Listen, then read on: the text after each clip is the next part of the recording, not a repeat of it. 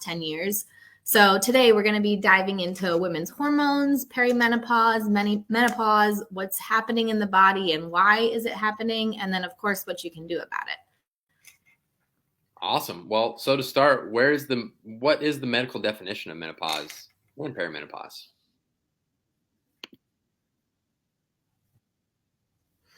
Yeah, so menopause is pretty simple. So a woman is considered to reach menopause when they're over the age of 45 and they have not had a period for 365 days for no other reason.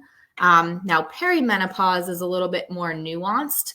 So perimenopause is the dramatic shift of your hormones that happen prior to hitting menopause. And that can take actually up to 10 years. So during that time, that's when your ovaries stop producing estrogen and progesterone, and also decrease the amount of testosterone that they produce. Okay, well, that's interesting. Why do you feel this topic was so highly requested? Yeah, I think for a couple reasons. So for our client base particularly, over half of our clients are between the ages of 35 and 58. So they're either going through perimenopause, they just went through it, or they're about to go through it. So it's really applicable for our clients. And then just women in general. So, as a woman, you're going to spend over 1/3 of your life post-menopause. So it's a long time of your life, but it's not something that healthcare providers really spend a lot of time learning about.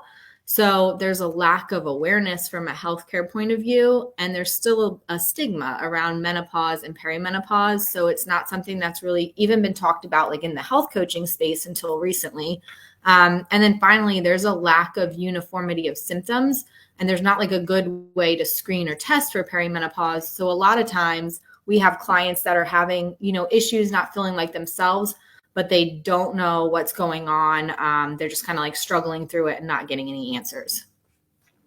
Okay, yeah, could be very discouraging for sure. So, what exactly does the hormone shift, during perimenopause look like?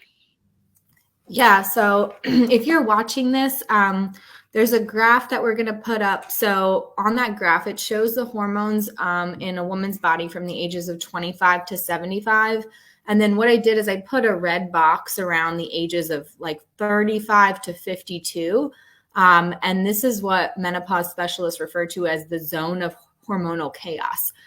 So if you're not looking at it, what happens during this time is your estrogen and your progesterone drop that 99%, but it's not like a nice even drop. So it's like erratic spikes and dips and spikes and dips during that whole time period, which we said can like last up to 10 years. And those spikes and dips are what causes a lot of the symptoms. And then you see in the graph too, the testosterone also drops to about half of what it was premenopause. And then you can also see, I liked this chart specifically because it showed melatonin. And you see right around the age of 40, there's a dramatic drop in melatonin, which is going to exacerbate some of those symptoms of perimenopause even more. Okay, so speaking of symptoms of perimenopause, I know you mentioned there is a lack of uniformity, of symptoms, but what are some of the most common symptoms women experience? Yeah, so the two big things that I want to stress is one, it's not just hot flashes and night sweats. And two, almost 90% of women will actually go to a healthcare provider during this period of time because their symptoms are so bad and really affecting their quality of life. So hot flashes are like the symptom that everyone talks about. And what that pretty much is the hypothalamus, which is just the body's thermostat, that estrogen drop causes the hypothalamus to become super sensitive to temperature changes. So that's what causes those notorious hot flashes. But the more, you've talked to clients or my patients over the years, they're in that age range, 40 to 50, and they're having irregular periods. They're feeling off, but they're not having hot flashes. So they're like, there's no way that this is perimenopause. Like it's just couldn't be. But then once you talk to them and you hear their symptoms, it's like, actually, it really could be perimenopause. So there are over 70 symptoms that we found now that they're attributing to perimenopause, and they're finding more the more and more research that's being put into this. And hot flashes aren't even number one. So they're closer to number 4 or 5 in prevalence. So less talked about, but actually more common symptoms are insomnia, anxiety, weight gain, especially in the belly, brain fog, and memory loss. And then you see your vasomotor symptoms like your hot flashes and night sweats. And then musculoskeletal symptoms, especially joint pain and frozen shoulder. Genitourinary symptoms. So it's not just dryness. Recurrent UTIs are really common during perimenopause. Incontinence increases. And then also like heart palpitations. So we'll hear that a lot is women will go in and be getting a workup for heart palpitations, and it'll end up that it's actually just perimenopause. Gut issues. So we hear this a lot with our clients. There are gut microbiome changes that occur during perimenopause, and they'll experience an increased spike in glucose after the same meal that pre-menopause they would not experience such a big spike in glucose. And then even like ringing in the ear and vertigo. So you even have estrogen receptors in your inner ear, and when your inner ear becomes dried out from the decreased estrogen, it actually can cause hearing loss, ringing in the ears, and blocked ears, and then even vertigo and dizziness. Wow. Yeah, there's a lot of challenges once you start getting into that process. I'm sure there's a lot of we hear this a lot with clients, especially, but I'm sure there's a lot of people that just don't really know like this is like why these things are happening, and it probably freaks them out a little bit. Yeah. And I know like a loss of estrogen causes a lot of these symptoms. Can you walk us through how that happens? Yeah. So there are estrogen receptors all over a woman's body. So it's not just like in your reproductive tract, in your breast tissue. There's estrogen receptors in your brain, in your GI tract, in your liver, your colon, your skin, your salivary glands, your ears. So what happens is as the estrogen levels drop, these cells begin to lose their ability to assist in maintaining health in all of these areas. And then the ones that we're really concerned about are like your heart, your brain, and your bones. So estrogen has gotten a bad rap over the years due to some poorly designed and poorly reported studies. But estrogen is actually very anti-inflammatory, which we all know is a good thing and very important for our health. So with your heart, estrogen actually helps maintain the elasticity of your blood vessel walls, helps maintain healthy blood circulation, and it's actually a really powerful vasodilator. So it causes your blood vessels to expand, which allows your blood pressure to stay down at a normal level. Estrogen allows your blood vessels to relax and widen. It can also reduce your levels of bad cholesterol in your blood. So it actually reduces that inflammation of your blood vessel walls. And then we talked about heart palpitations. There are estrogen receptors in the SA node of your heart, which is what's responsible for keeping your heart beating normally. So this is why we hear pre-menopause, women are actually very protected against cardiovascular disease because of estrogen. So you hear of men, in their 40s having heart attacks, dropping dead. You don't hear about that with women. But then post-menopause, when 99% of that estrogen is gone, women actually have more cardiovascular disease than men. Increased risk of heart disease, increased risk of stroke and type 2 diabetes, just because of that loss of estrogen. We're no longer having that cardioprotective effect. As far as brain health, there are estrogen receptors all over your brain, but especially in the areas that are involved with learning and memory. Estrogen also improves the cerebral blood flow. So we talked about how it improves the blood flow in your body. It also improves the blood flow in your brain. Estrogen stimulates the growth of neurons and synapses and increases your brain's plasticity. So you're able to be more resilient. You're able to adapt to change better with estrogen in your body, and you're able to learn new things better. Once that estrogen drops, that causes that feeling of like brain fog, memory issues, not feeling as quick-witted, that we hear all the time during this stage. And then estrogen is super important for bone health. So, you hear about post-menopause, there's a huge spike in osteoporosis, falls that are causing fractures. And that's due to that drastic drop in estrogen, because estrogen is actually a key regulator of bone mass. So it plays a role in your bone's growth, maturation, and turnover. So when that estrogen drops, then you're not building that new bone anymore. And the bone that you do have is not getting turned over. It's getting weaker and less dense. And then with serotonin, estrogen promotes serotonin synthesis, it prevents its breakdown, and it inhibits its reuptake. So serotonin reuptake is the process that allows the nerve cells in your brain to reabsorb serotonin.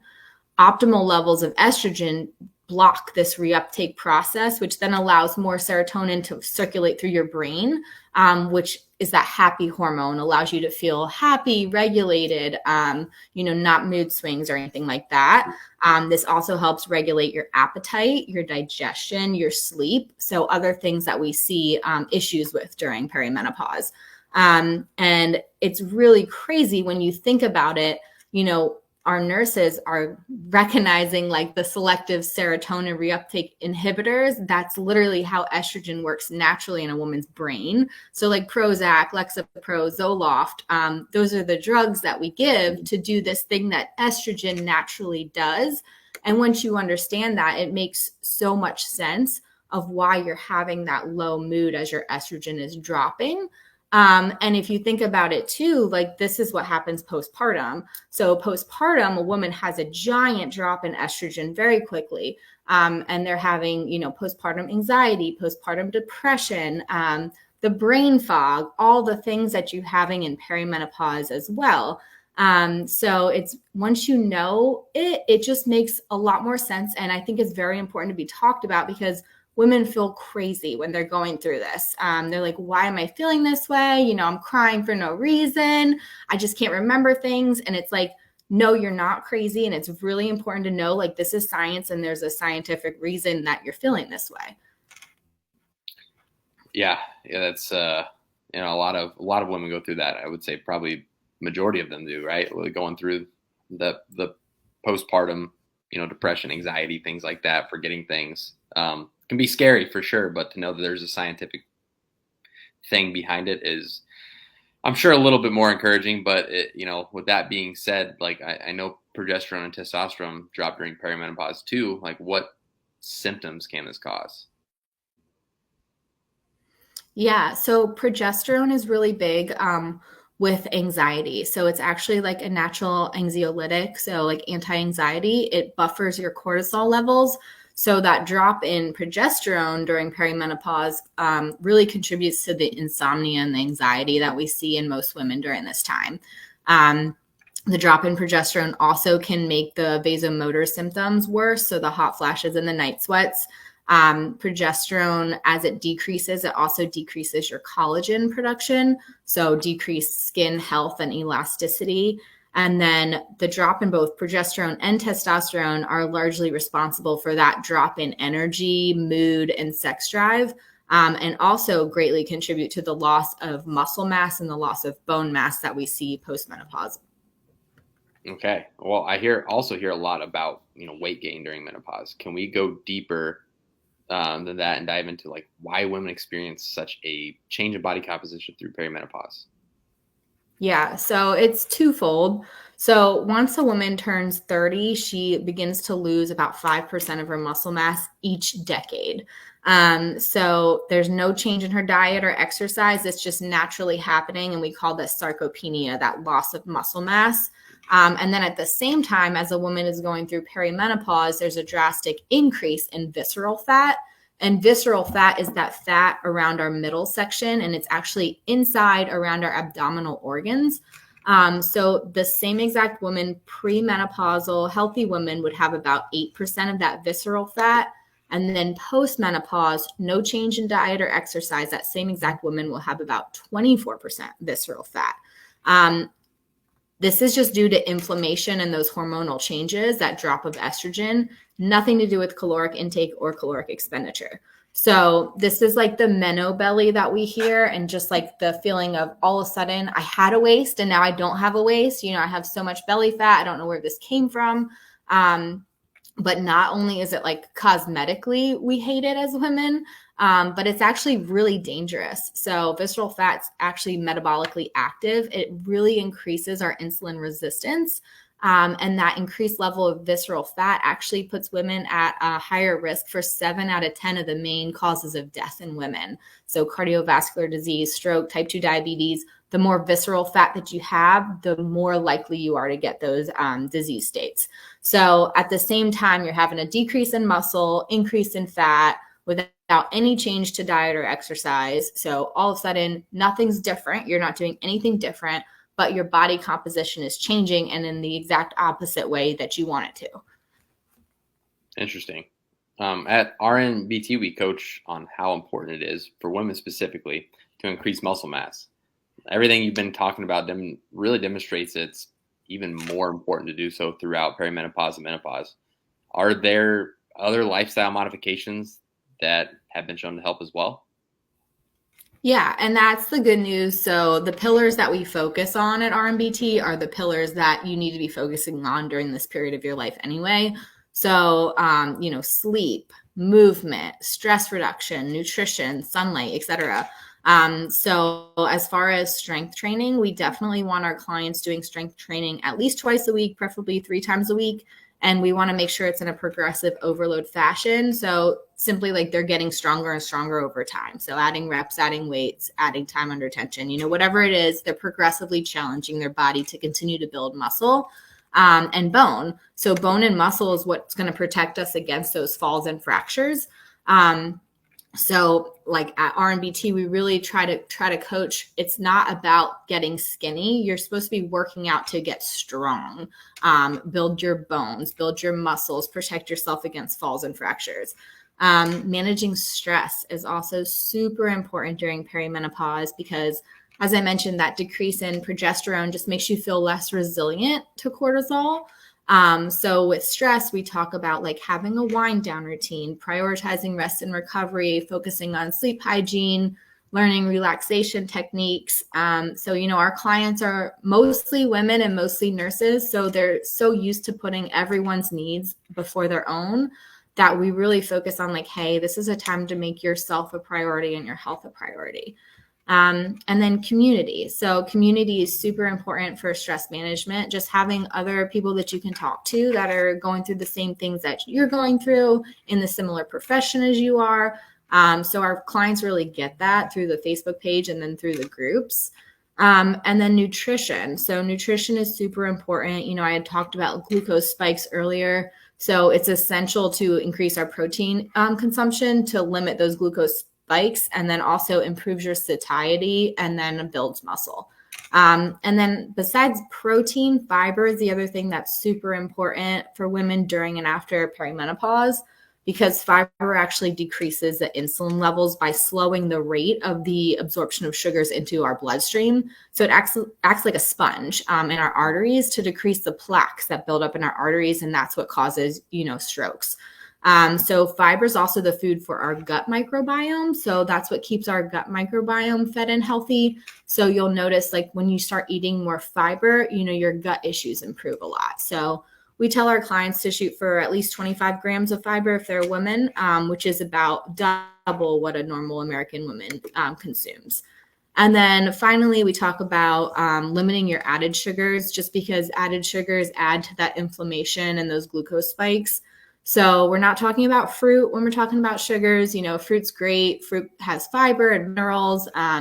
We do recommend, if you're eating a lot of fruit, to do what I call like dressing your carbs. So just eating that fruit with a source of fat or protein, and that's going to limit that glucose spike. And then also I mentioned sunlight. So getting enough vitamin D, it's even more important as we age, because vitamin D deficiency is linked to all the things that we've talked about, the stroke, type 2 diabetes, hypertension. So those things are already more common post-menopause. So it's even more important to be getting your sunlight. Yeah. I love that you added the dressing the carbs thing, because that's something we forget about and we get often scared of is healthy fats. Tend to kind of shy away from it because we're like, oh, there's calories involved. And it's like, well, we need those extra healthy fats for some of these hormones and processes to work somewhat normally. Yeah. But yeah, I'm so excited to dive into each of those pillars in future episodes, though. We got a lot to cover going forward. I feel like we covered so much today, but are there any resources you recommend for our listeners if they want to learn more? Yeah. So on this last slide here, we put some resources. But first of all, if you're premenopausal and you still have your mom in your life, definitely talk to your mom because menopause is highly genetic. So, like I talked about, there's not a lot of uniformity with symptoms, but there are if you can talk to your mom. So, what kind of symptoms you're going to have, when you're going to have them, when you're going to reach menopause, that's highly influenced by when your mom had those things. So definitely talk to her if you're lucky enough to still have her in your life. And then I put on two really good websites. So the Menopause Society is just the gold standard. So if you go on this website, this is where all of the clinical trials are like put up that are done around menopause and perimenopause.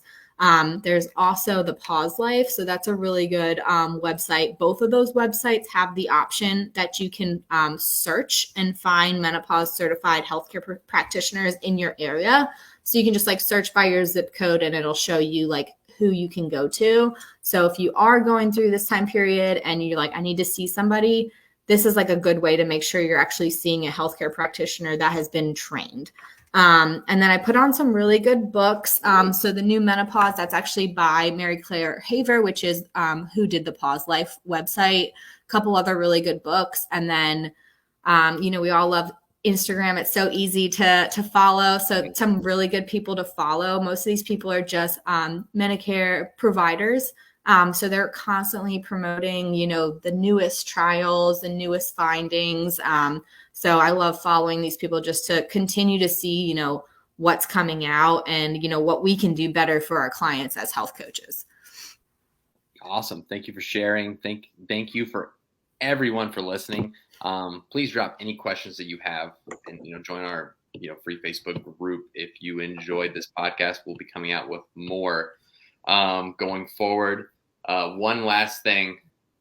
What are 3 things that somebody can start doing if they're going through perimenopause or menopause to start to slow this process a little bit?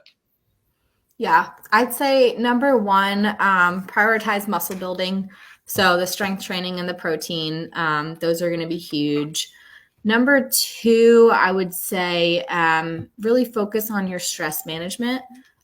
So, putting yourself first when you can, asking for help when you need it, joining like a group, like a free Facebook group that there are other women that are going through the same thing as you are.